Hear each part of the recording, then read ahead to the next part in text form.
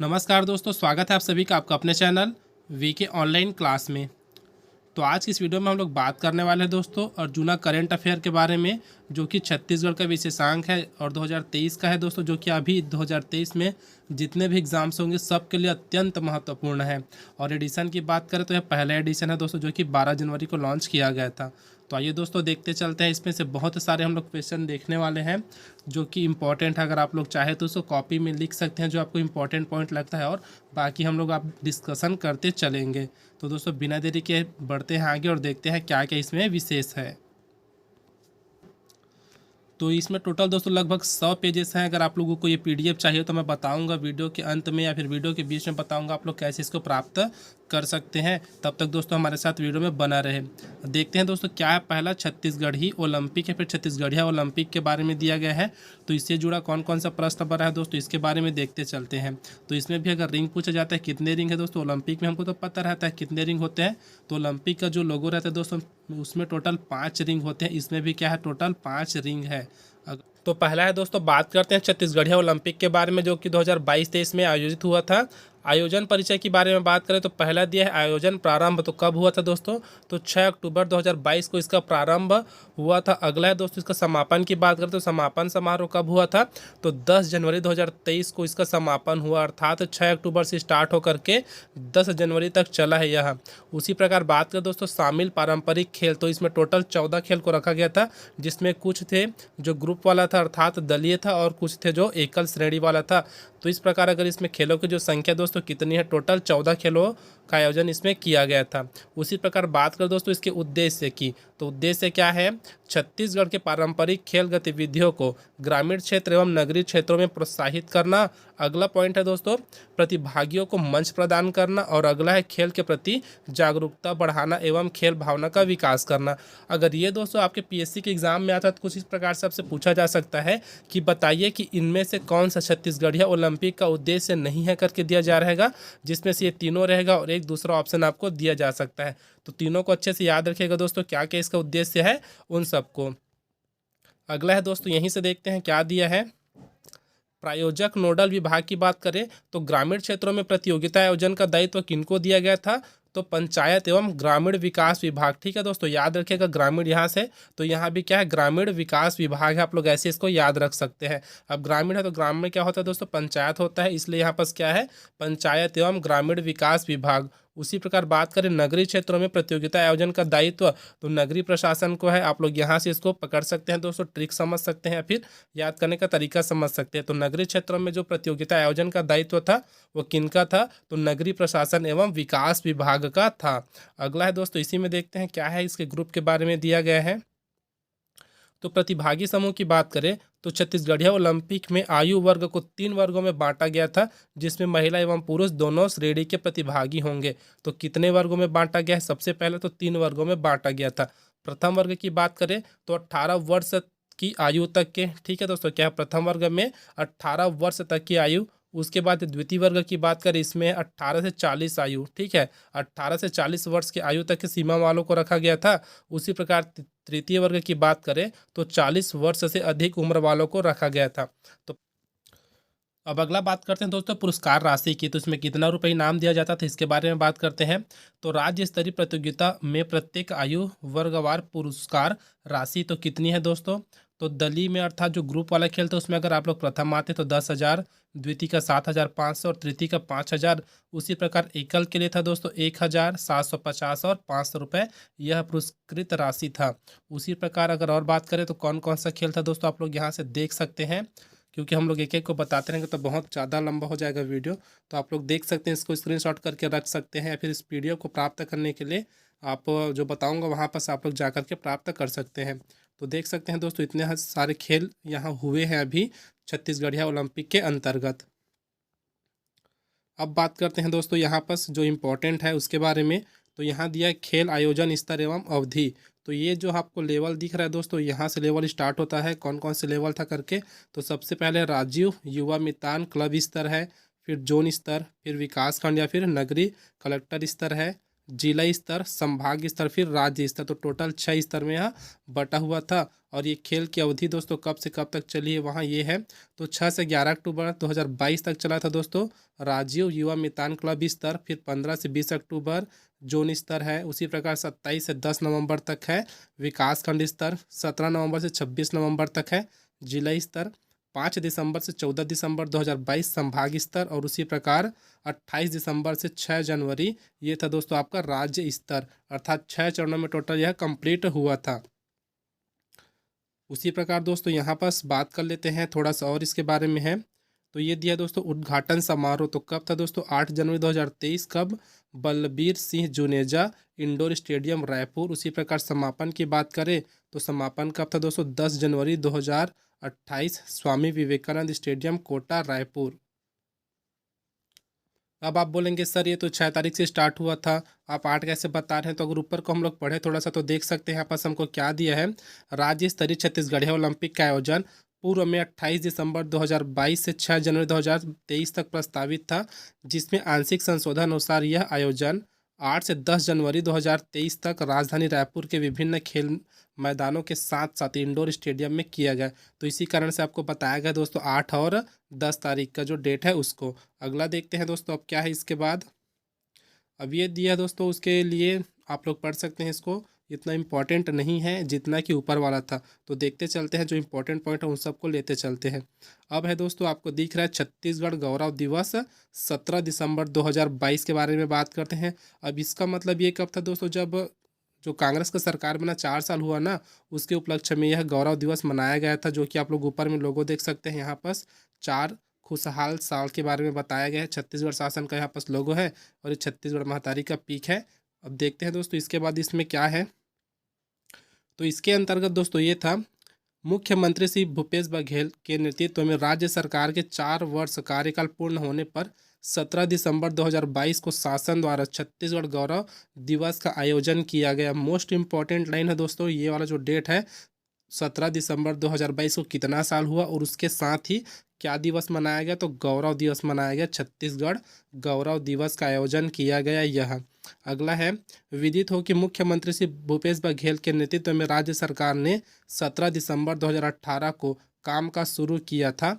अगला पॉइंट है मुख्यमंत्री श्री भूपेश बघेल ने 17 दिसंबर 2022 को छत्तीसगढ़ गौरव दिवस के अवसर पर आयोजित कार्यक्रम को संबोधित करते हुए 3 महत्वपूर्ण घोषणाएं की। अब ये आपको जो 1, 2 और 3 करके घोषणाएं दिया दोस्तों मोस्ट इंपॉर्टेंट है, इसको आप लोग याद रखिएगा। पहला है मुख्यमंत्री वृक्ष संपदा योजना के लिए 100 करोड़ रुपए। ठीक है, कितने हैं दोस्तों 100 करोड़ रुपए किसके लिए है, तो वृक्ष संपदा योजना किसके साथ, मुख्यमंत्री वृक्ष संपदा योजना के लिए। अगला है सभी शालाओं छात्रावासों आश्रमों शासकीय भवनों में रख रखाव और उन्नयन के लिए 1000 करोड़ रुपए। उसी प्रकार तकनीकी शिक्षा के स्तर में सुधार हेतु स्वामी आत्मानंद उत्कृष्ट ITI योजना। ठीक है दोस्तों, क्या है तो स्वामी आत्मानंद, अभी तक स्कूल देखे थे दोस्तों, अब क्या है ITI है उसी के बेस में। तो इसके लिए कितना है दोस्तों, तो 1200 करोड़ रुपए इसकी घोषणा की गई थी। ये है दोस्तों छत्तीसगढ़ मुख्यमंत्री वृक्ष संपदा योजना के तहत आप लोग देख सकते हैं क्या है। तो छत्तीसगढ़ गौरव दिवस के अवसर पर मुख्यमंत्री ने राज्य में वृक्षों के व्यावसायिक उपयोग को दृष्टिगत रखते हुए मुख्यमंत्री वृक्ष संपदा योजना लागू करने की घोषणा की। तो योजना का नाम याद रखिएगा दोस्तों क्या है, मुख्यमंत्री वृक्ष संपदा योजना। दिनांक की बात करें अर्थात डेट कब हुआ, कब यह योजना लाया गया, तो 17 दिसंबर 2022। इसी प्रकार है इस योजना का उद्देश्य निजी भूमि पर वृक्षारोपण को प्रोत्साहन देकर कास्ट आधारित उद्योगों को बढ़ावा देने तथा आय व रोजगार के अवसर में वृद्धि करना। तो इसका मुख्य उद्देश्य यही है। अगला जो इम्पोर्टेंट पॉइंट है दोस्तों ये है हमारे पास जो आपको दिख रहा है स्क्रीन के ऊपर, तृतीय राष्ट्रीय आदिवासी नृत्य महोत्सव 23वां छत्तीसगढ़ राज्योत्सव तथा राज्य अलंकरण 2022। यहाँ से क्वेश्चन आना फिक्स है दोस्तों, छोड़िएगा मत। अगला देखते हैं क्या है, इसी पॉइंट में देखते चलते हैं।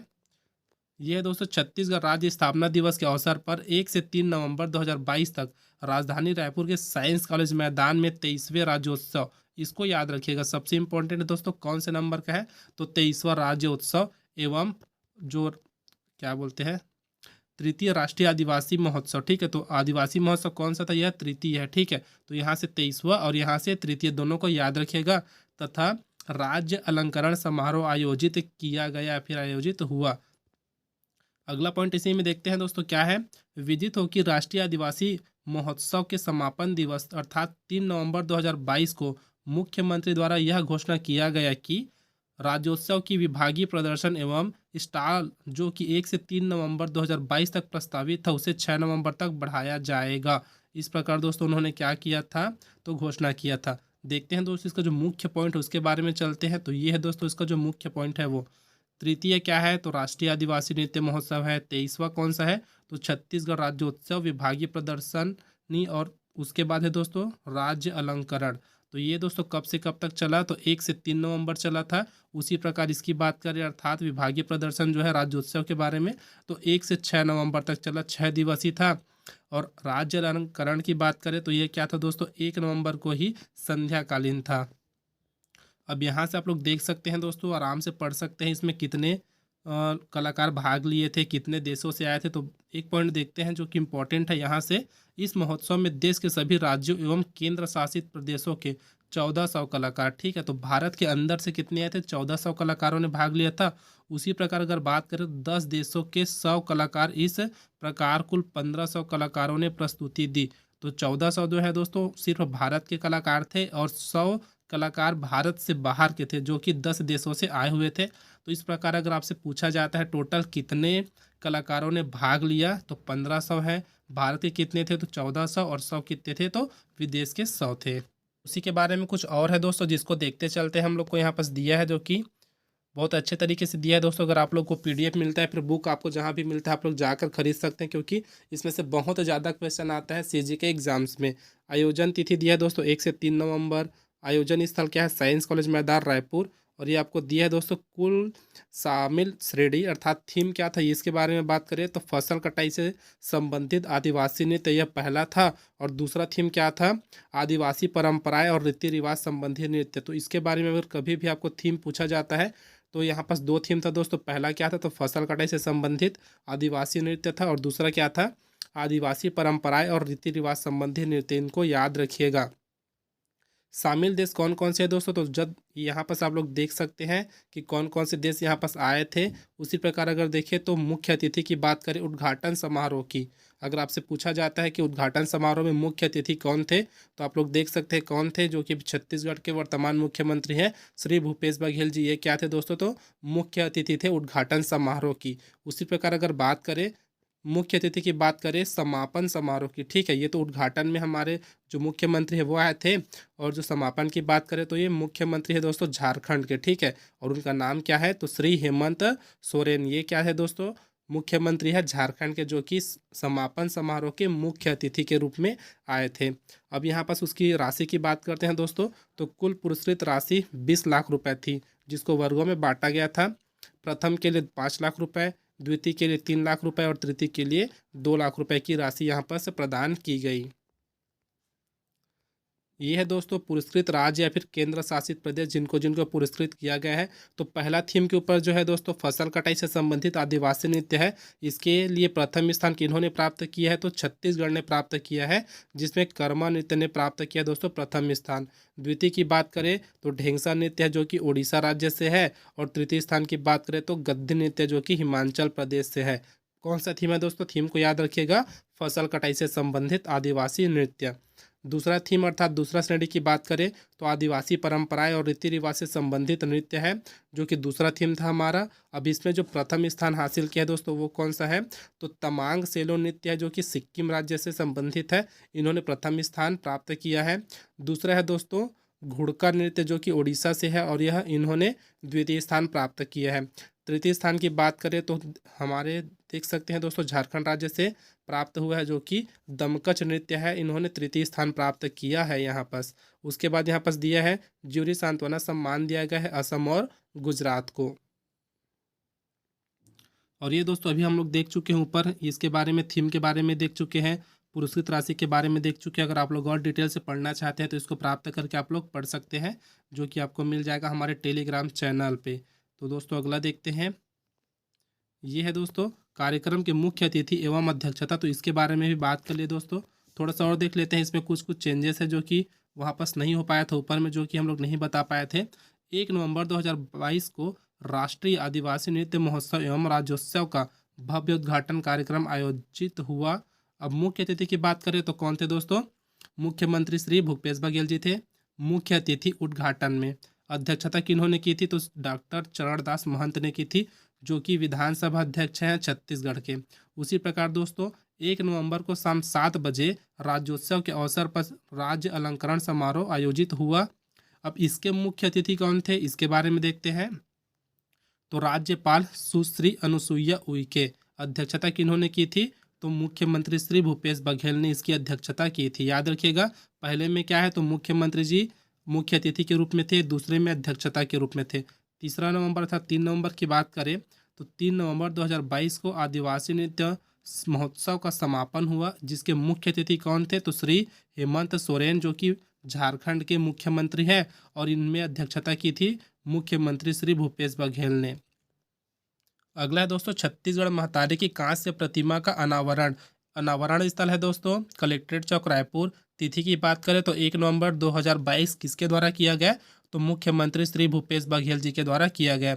इसकी ऊंचाई कितनी है? तो 11 फीट है दोस्तों इसकी कुल ऊंचाई।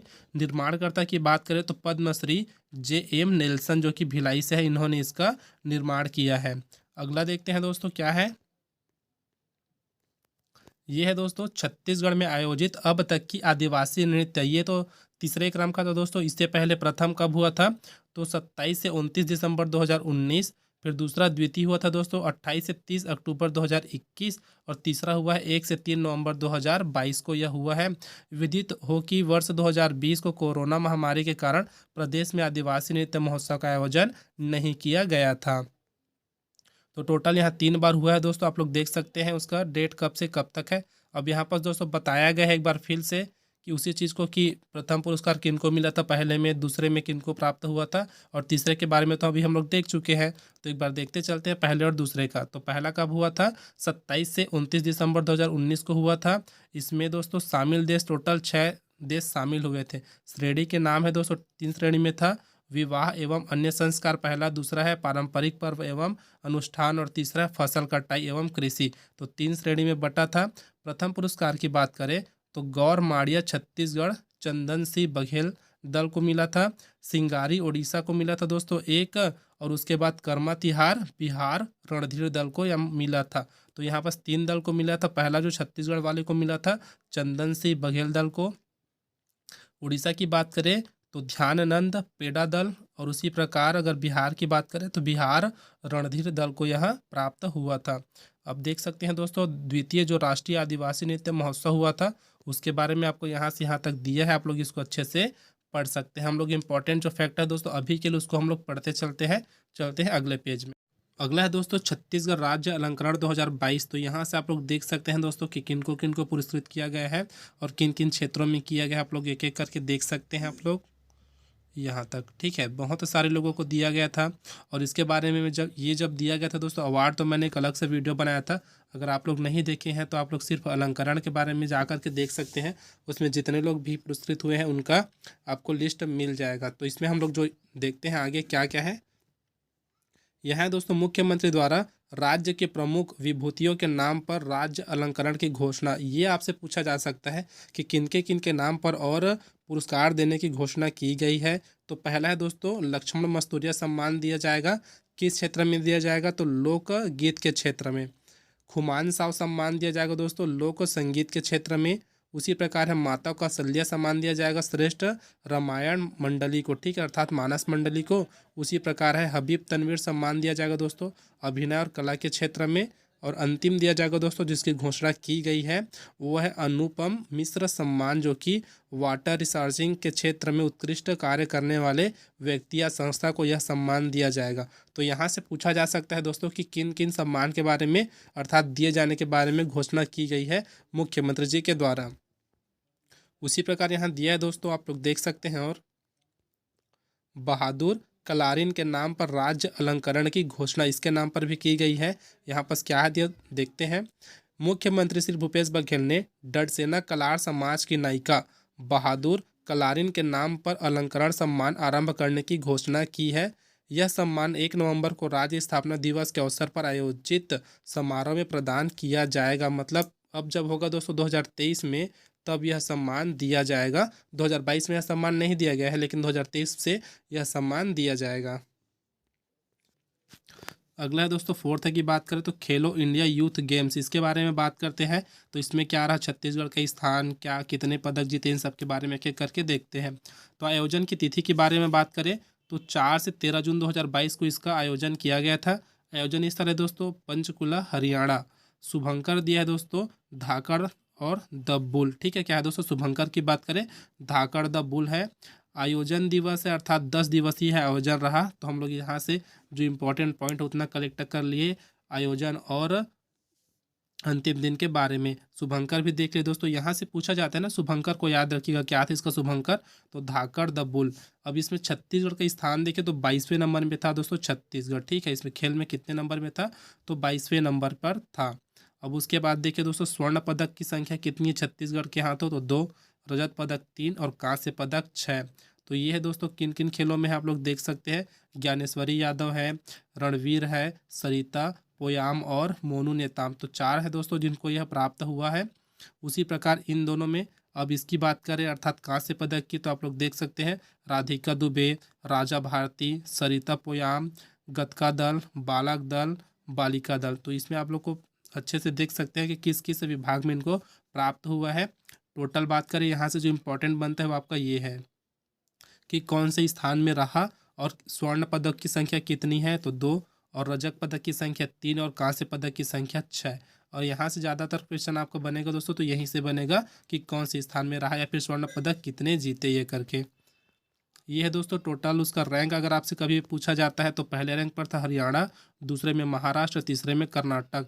और यहाँ अगर कुल पदकों की बात करें तो हरियाणा ने 137 पदक जीते थे, उसी प्रकार महाराष्ट्र ने 125 और कर्नाटक ने 67 पद यहाँ पर हासिल किए थे। अब बात करते हैं दोस्तों स्वच्छ सर्वेक्षण अवार्ड 2022 के बारे में, जो कि 1 अक्टूबर 2022 आपको यहाँ पर देख सकते हैं यहाँ पर हुआ था। धीरे धीरे करके चलते हैं दोस्तों, इसको देखते हैं कि इसमें इम्पोर्टेंट पॉइंट कौन कौन सा है।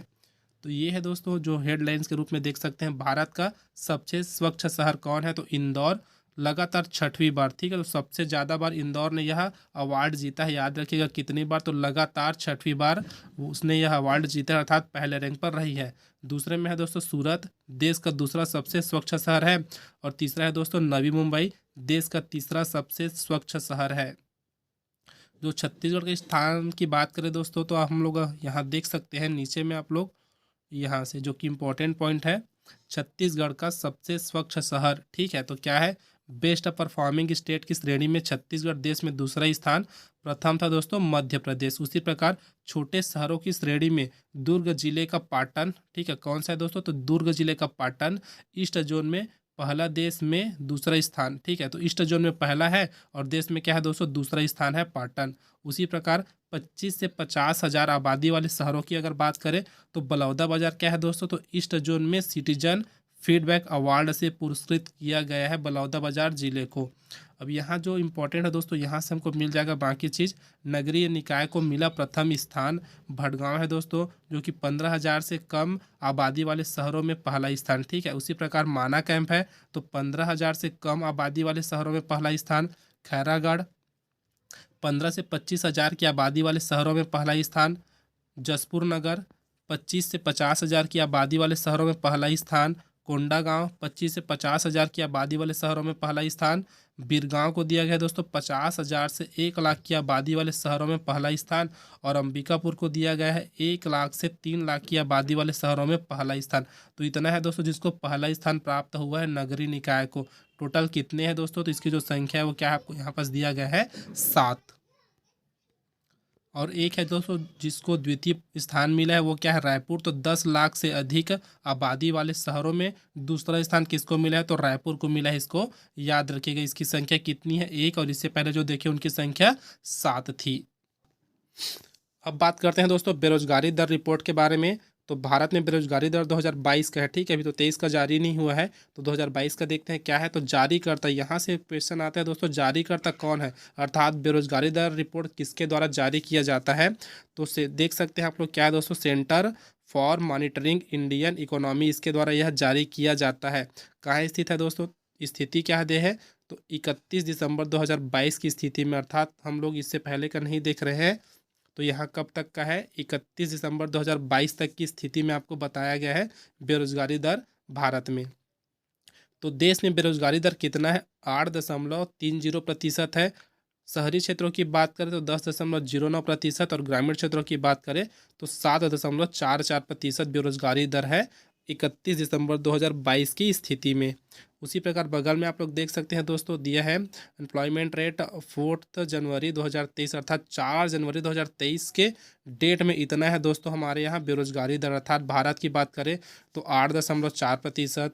अर्बन में देखिए दोस्तों तो कितना है यहाँ, तो 9.9% है। और रूरल की बात करें तो 7.7% है। यहाँ जो हमारे लिए इंपॉर्टेंट है दोस्तों छत्तीसगढ़ वालों के लिए जो कि अभी तैयारी कर रहे हैं करंट अफेयर्स की, उसके बारे में बात करते हैं।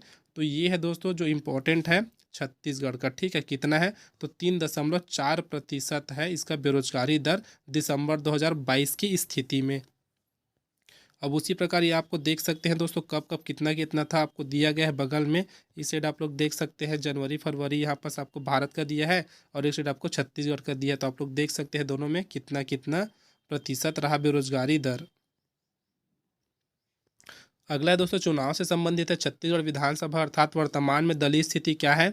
तो आपको देख सकते हैं भारतीय राष्ट्रीय कांग्रेस टोटल 71 सीटों के साथ अभी यहाँ राज कर रही है छत्तीसगढ़ में, जिसमें से 14 भारतीय जनता पार्टी के हैं दोस्तों, 3 की बात करें तो जनता कांग्रेस है और उसी प्रकार 2 है दोस्तों बहुजन समाज पार्टी। तो सबको मिला करके हमारा होता है दोस्तों 90 सीट, और उसी के बारे में यहाँ आपको बताया गया है।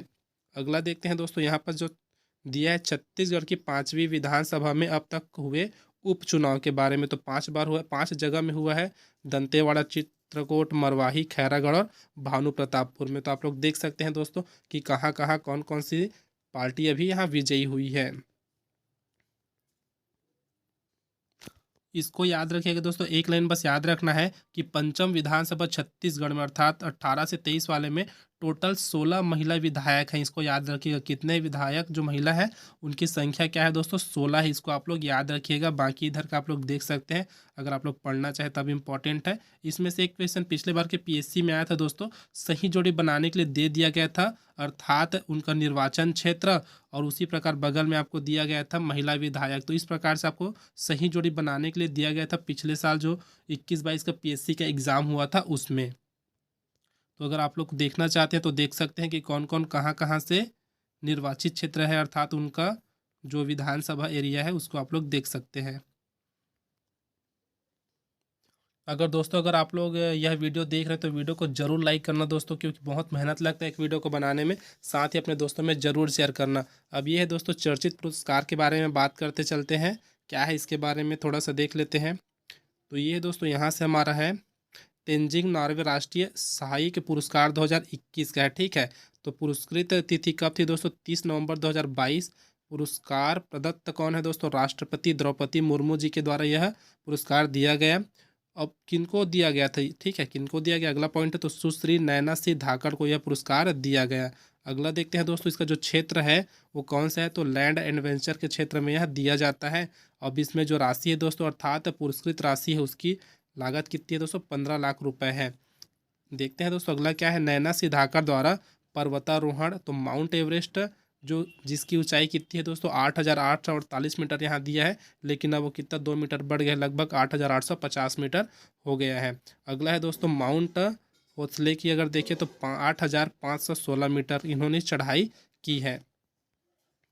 यहाँ से देख सकते हैं दोस्तों क्या है, तो बस्तर के एकटागुड़ा निवासी पर्वतारोही सुश्री नैना सिंह धाकड़ छत्तीसगढ़ की प्रथम महिला है जिन्होंने तेंजिंग नॉर्गे, ठीक है दोस्तों, क्या है अवार्ड का नाम, तो तेंजिंग नॉर्गे अवार्ड से सम्मानित किया गया। कहाँ की है दोस्तों, छत्तीसगढ़ की है, याद रखिएगा बस्तर क्षेत्र की। ये है दोस्तों इसके बारे में पुरस्कार के अगर देखें तो तेंजिंग नॉर्गे अवार्ड 2021 के सभी विजेता की बात करें तो आप लोग देख सकते हैं 3 विजेता है, पहला दूसरा और तीसरा करके। तो ये दोस्तों नैना सिंह धाकड़ है, दूसरा है शुभम धनंजय वनमाली और तीसरा है दोस्तों भवानी सिंह सयाल। तो जो भवानी सिंह समयाल है दोस्तों इसको लाइफ टाइम अचीवमेंट अवार्ड दिया गया। उसी प्रकार शुभम धनंजय वनमाली को वाटर एडवेंचर का और नैना सिंह धाकड़ को लैंड एडवेंचर का अवार्ड दिया गया। अगला है दोस्तों, देखते चलते हैं आज़ादी का अमृत महोत्सव। यहाँ से देख सकते हैं क्या है, संगीत नाटक एकेडमी। इसके बारे में बात करते हैं दोस्तों। तो संगीत नाटक एकेडमी के द्वारा 8 नवंबर 2022 को वर्ष 2019, 20 एवं 21 के लिए देश भर से मिली प्रविष्टियों से अलग अलग श्रेणियों में 128 श्रेष्ठ कलाकारों और संगीत साधकों को पुरस्कार के लिए चयन किया गया। इनमें छत्तीसगढ़ से संबद्ध संगीतज्ञों का विवरण इस प्रकार है। तो इसमें हम लोग देखेंगे दोस्तों छत्तीसगढ़ से कौन कौन है उसको। तो आपको यहाँ पास दिया है, संगीत नाटक एकेडमी फेलोशिप अवार्ड किनको दिया गया है, तो श्रीमती तीजन बाई जी को दिया गया है। नाटक याद रखिएगा दोस्तों क्या है, तो संगीत नाटक अकादमी फेलोशिप अवार्ड किनको दिया गया है, तो श्रीमती तीजन बाई जी को। क्या है दोस्तों, अगला देखते हैं, कापालिक शैली की पंडवानी गायिका है, पुरस्कृत राशि कितनी है, तो 3 लाख रुपए। उसी प्रकार अगर देखें तो संगीत नाटक एकेडमी अवार्ड 2019 के लिए किनको सम्मानित किया गया है, तो ममता चंद्राकर जी को, जिनका नाम क्या है, मोक्षदा चंद्राकर है, लोक गायिका है। और पुरस्कृत राशि की बात करें तो कितनी है, 1 लाख रुपए है। चलते हैं दोस्तों, इसमें और इम्पोर्टेंट पॉइंट क्या क्या है देखते हैं। तो आप लोग देख सकते हैं दोस्तों, श्रीमती तीजन बाई जी के बारे में क्या है, तो पद्म सम्मान से पुरस्कृत है। तो पद्मश्री इनको दिया गया था 1988 में, पद्म भूषण दिया गया था 2003 में, और पद्म विभूषण से नवाजा गया है 2019 में। ये इंपॉर्टेंट पॉइंट है दोस्तों, इसको आप लोग अच्छे से याद रखिएगा। उसी प्रकार इधर देख सकते हैं दोस्तों, प्रमुख पुरस्कार की बात करें तो पद्मश्री अलंकरण से सम्मानित 2016 में ममता चंद्राकर जी को, छत्तीसगढ़ विभूति अलंकरण 2019, छत्तीसगढ़ रत्न सम्मान 2013, दाऊ दुलार सिंह मंदराजी सम्मान 2012। वर्तमान में इंदिरा कला एवं संगीत विश्वविद्यालय की कुलपति अर्थात जो खैरागढ़ में संगीत विश्वविद्यालय है दोस्तों, उनका क्या है दोस्तों, कुलपति जी हैं ममता चंद्राकर जी। इन्होंने छत्तीसगढ़ के राजकीय गीत अरपा पैरी के धार को अपनी आवाज़ दी है। तो इन दोनों पॉइंट को याद रखिएगा दोस्तों। अगला है दोस्तों, उस्ताद बिस्मिल्लाह खां युवा पुरस्कार 2020 किनको दिया गया है दोस्तों, डॉक्टर दिवाकर एवं प्रभाकर कश्यप, अर्थात इन्हीं को कश्यप बंधु के नाम से जाना जाता है, खैरागढ़।